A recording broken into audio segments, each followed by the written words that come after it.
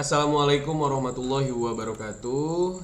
Kembali lagi bersama saya Erviansyah di pertemuan yang kelima. Di sini saya akan menjelaskan mengenai kualitatif versus kuantitatif. Sebelum dilanjut, jangan lupa like, comment, subscribe jika dirasa apa yang nanti akan saya sampaikan ini bermanfaat untuk teman-teman semua. Bismillahirrahmanirrahim. Kita melihat sebuah tabel di sini berisi mengenai asumsi, pertanyaan, kuantitatif dan kualitatif. Kita akan bahas di tabel yang pertama. Asumsi dari tabel yang pertama ini terkait dengan ontologis ya. Pertanyaannya, apakah hakikat realitas itu? Kalau dari kuantitatif itu realitasnya objektif, tunggal, dan terpisah dari peneliti. Sedangkan kualitatif ini realitasnya subjektif dan jamak ya, sebagaimana dilihat dari partisipan dalam studi. Kemudian asumsi menurut epistemologis, pertanyaannya bagaimana hubungan peneliti dengan yang diteliti. Kalau kuantitatif itu hubungan peneliti dengan yang ditelitinya, kalau kuantitatif itu peneliti bebas dari yang diteliti. Kalau kualitatif ini peneliti justru berinteraksi dengan yang diteliti. Kita masuk ke asumsi yang ketiga dari aspek aksiologis. Pertanyaannya, bagaimana peran nilai-nilai? Kalau kuantitatif itu bebas nilai dan tidak bias ya, tidak bias. Kalau kualitatif tidak bebas nilai dan bias ya. Kebalikannya dari kuantitatif. Kalau kuantitatif itu dari aspek aksiologisnya bebas nilai dan tidak bias. Kalau kualitatif itu tidak bebas nilai dan bias. Kita akan lanjutkan asumsi dari aspek retorik. Pertanyaannya, bagaimana bahasa peneliti? Kalau kuantitatif itu bahasanya formal, berdasarkan serangkaian definisi, impersonal, kemudian menggunakan kata-kata kuantitatif yang berterima. Kemudian kalau kualitatif itu bahasa penelitinya informal, keputusannya juga berkembang, kemudian personal, dan kata-kata kualitatif yang berterima. Kemudian dari aspek metodologis, pertanyaannya bagaimana proses pengkajiannya? Kalau kuantitatif ini prosesnya deduktif ya, sebab akibat, desainnya statis, kategorinya disiapkan sebelum studi, kemudian bebas konteks, generalisasi, mengarahkan prediksi, kemudian penjelasan dan pemahaman, akurat dan reliable melalui validitas dan reliabilitas tentunya. Itu kuantitatif ya. Proses pengkajiannya demikian. Kalau proses pengkajian kualitatif ini prosesnya induktif. Kalau kuantitatif tadi deduktif. Kalau kualitatif ini prosesnya induktif. Faktor-faktor yang saling membentuk secara simultan, kemudian desainnya berkembang ya. Kemudian kategorinya diidentifikasi selama proses penelitian, kemudian juga terikat konteks, teori dan polanya dikembangkan untuk pemahaman. Kemudian akurat dan reliable melalui verifikasi. Ini hal-hal yang ada di tabel. Ini adalah penjelasan-penjelasan dari berbagai asumsi baik dari aspek ontologis, epistemologis, aksiologis, retorik, dan metodologis. Itu perbedaan dari kuantitatif dan kualitatif. Kemudian kita lanjutkan perbedaan aksioma antara metode kualitatif dan kuantitatif. Teman-teman bisa lihat kembali tabelnya. Di sini saya membagi 3 tabel. Ada aksioma dasar, kuantitatif dan kualitatif. Di aksioma dasar dari poin pertama tentang sifat realitas. Kalau kuantitatif itu tunggal, konkret, teramati, terukur, dan dapat diklasifikasikan. Dari aksioma dasar terkait sifat realitas kuantitatif itu begitu.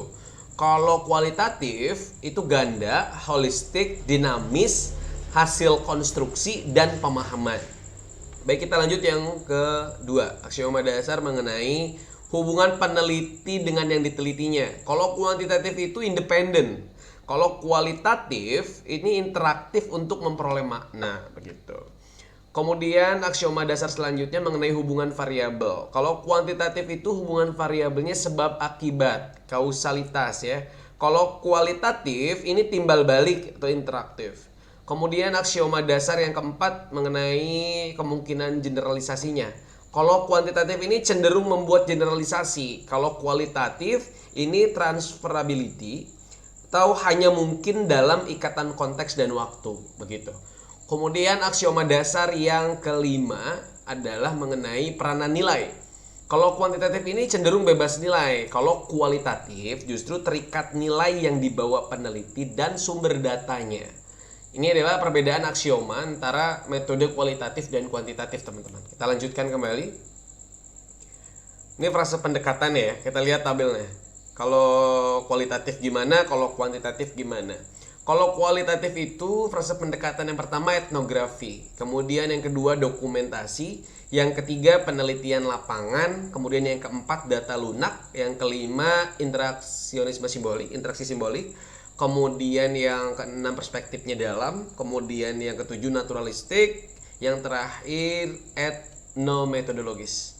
Ini frase pendekatan dari penelitian kualitatif. Kalau kuantitatif, yang pertama eksperimen ya, yang kedua data keras, yang ketiga perspektif luar, yang keempat empiris, yang kelima positivis, kemudian yang keenam fakta sosial, yang ketujuh statistik, yang terakhir yang kedelapan adalah metode ilmiah. Nah, ini frase pendekatan dua penelitian kualitatif dan kuantitatif. Kita lanjutkan kembali.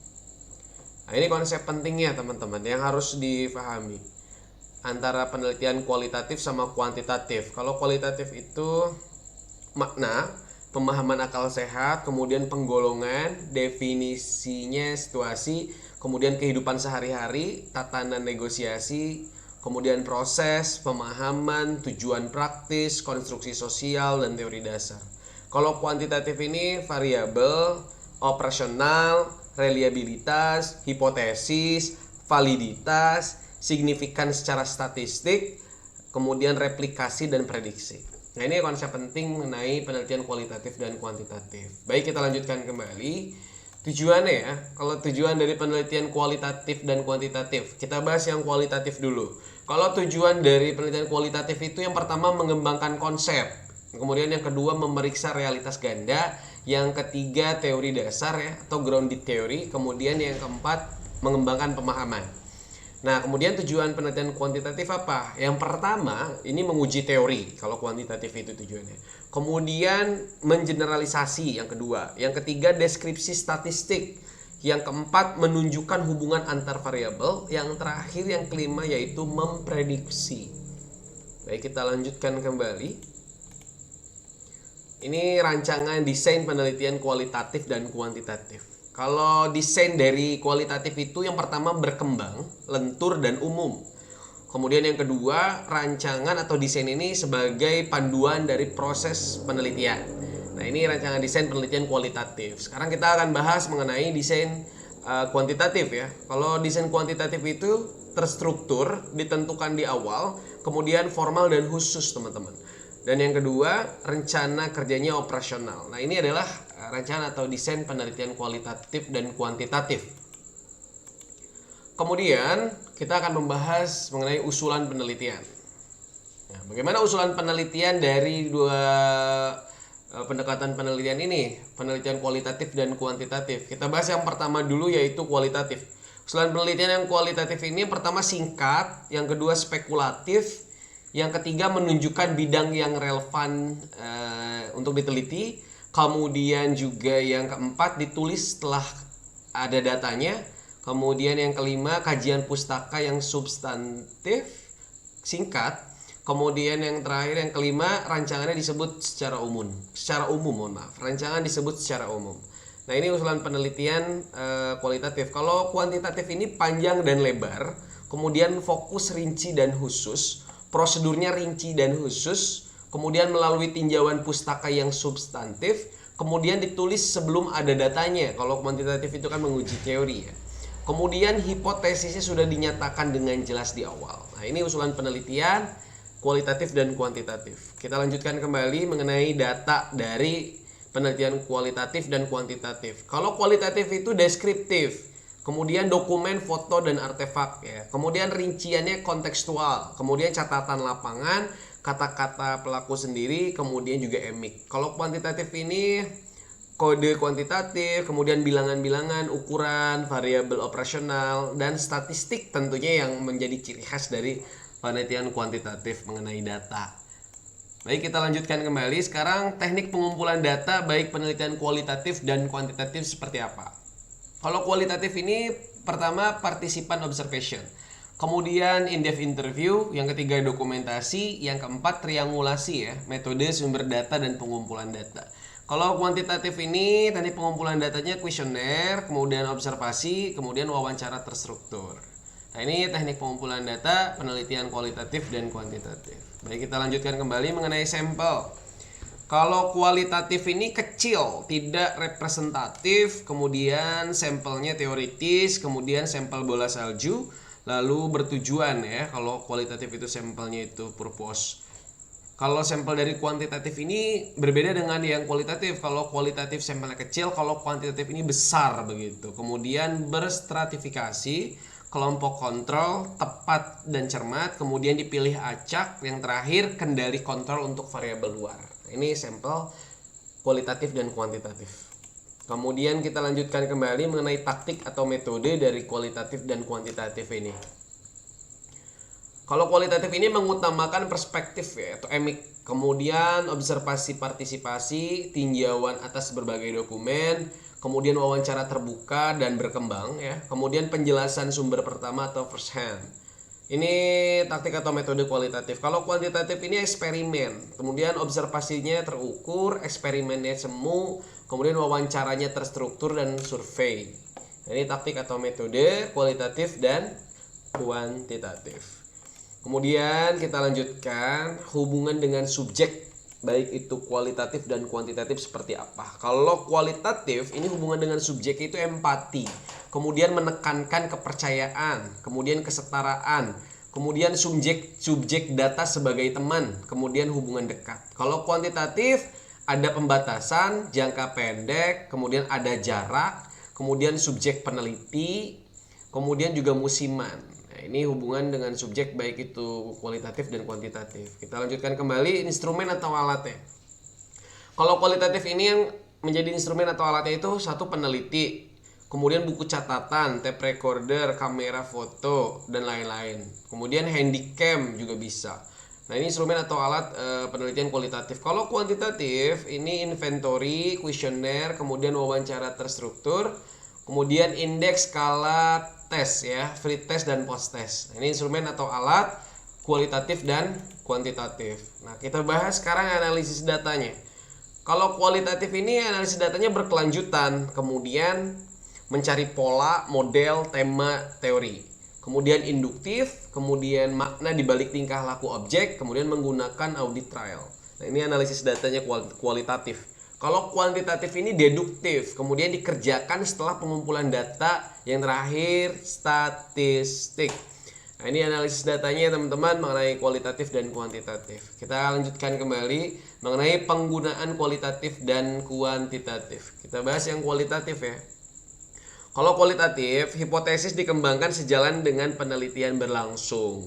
Kalau kuantitatif, hipotesis ditentukan sejak awal atau sebelum melaksanakan penelitian. Yang kedua, kalau kualitatif ini definisi sesuai dengan konteks atau saat penelitian itu berlangsung. Kalau kuantitatif, definisi yang jelas dan dinyatakan sudah sejak awal. Nah, ini yang ketiga sekarang.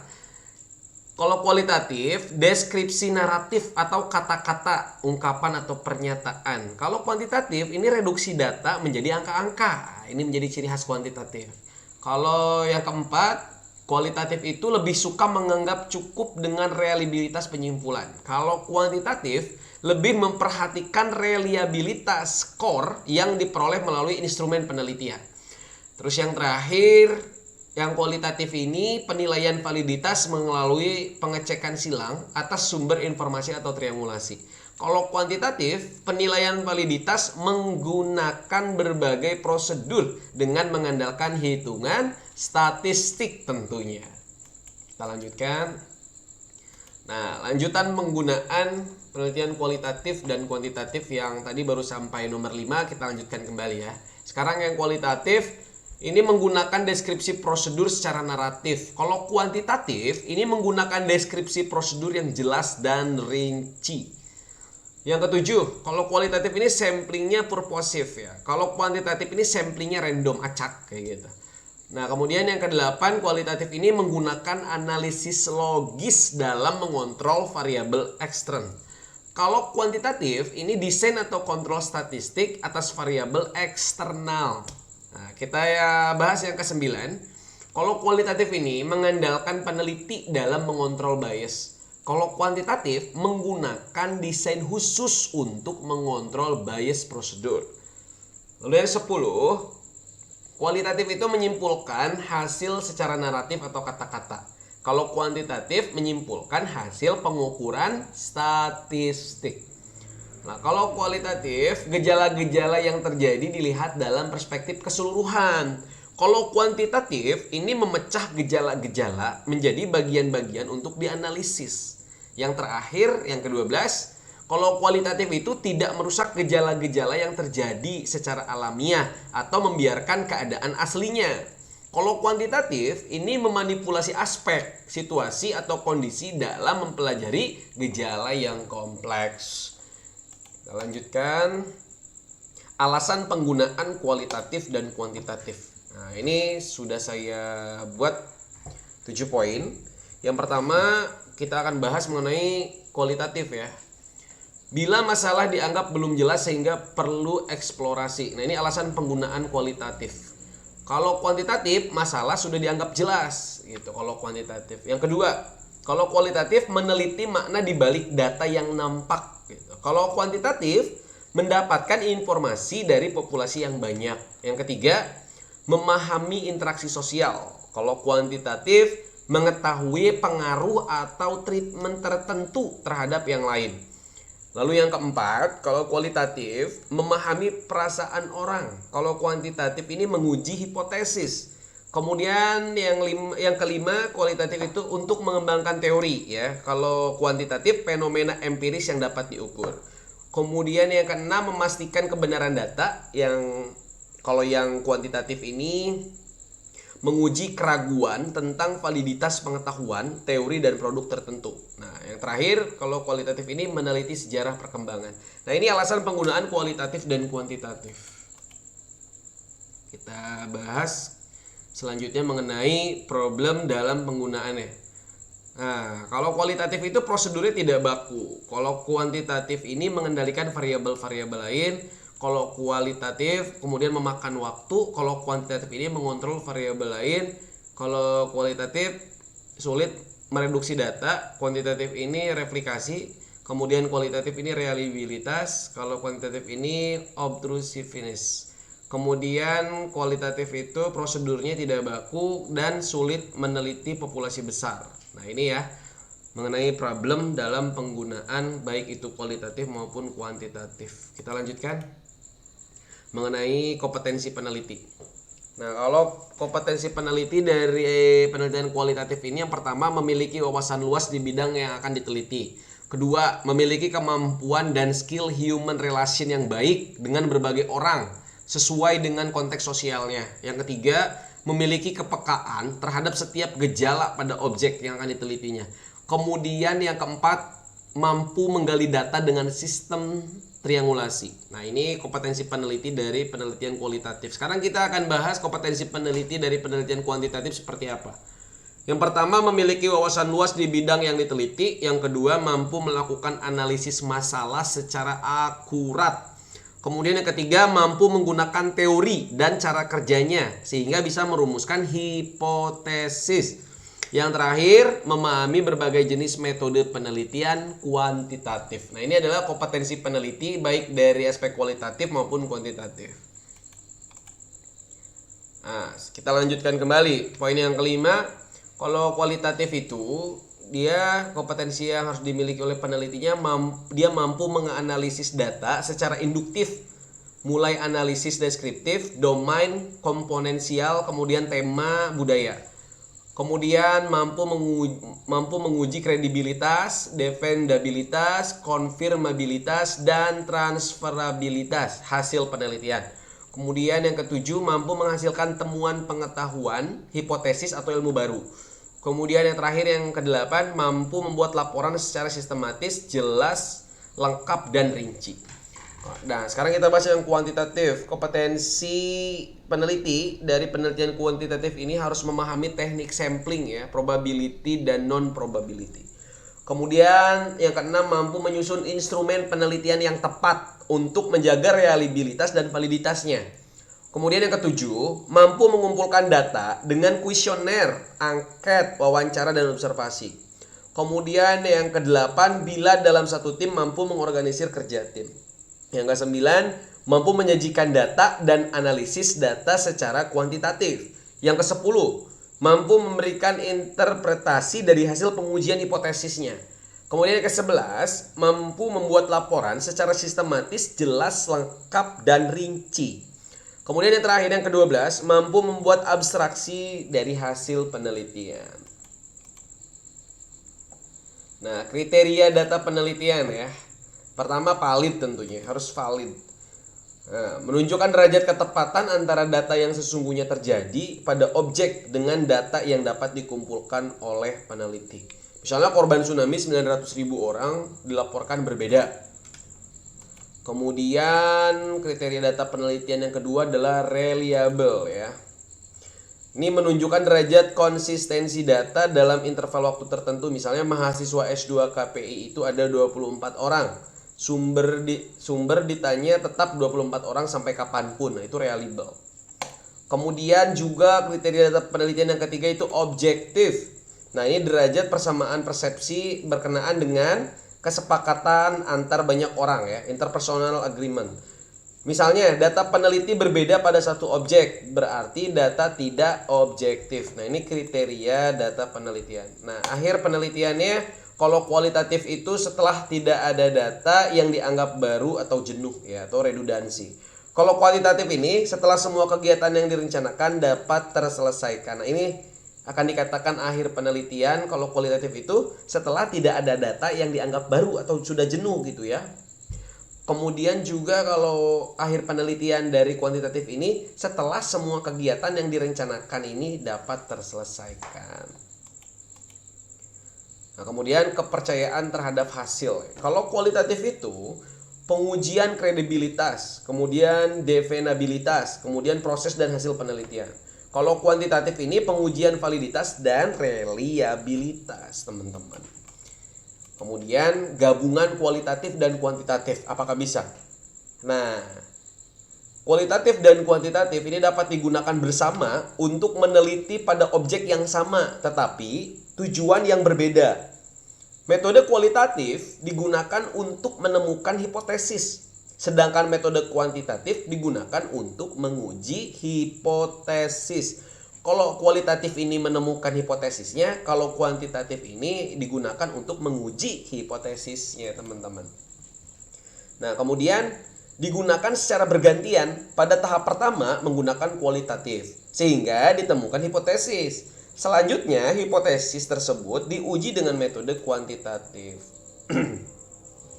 Yang ketiga, dapat menggunakan metode tersebut secara bersamaan, baik itu kualitatif maupun kuantitatif, asal kedua metode tersebut telah difahami dengan jelas dan seseorang telah berpengalaman luas dalam melakukan penelitian. Alhamdulillahirrahmanirrahim. Terima kasih banyak atas segala perhatiannya. Demikian yang saya sampaikan mengenai kualitatif dan kuantitatif. Semoga ada manfaatnya. Assalamualaikum warahmatullahi wabarakatuh.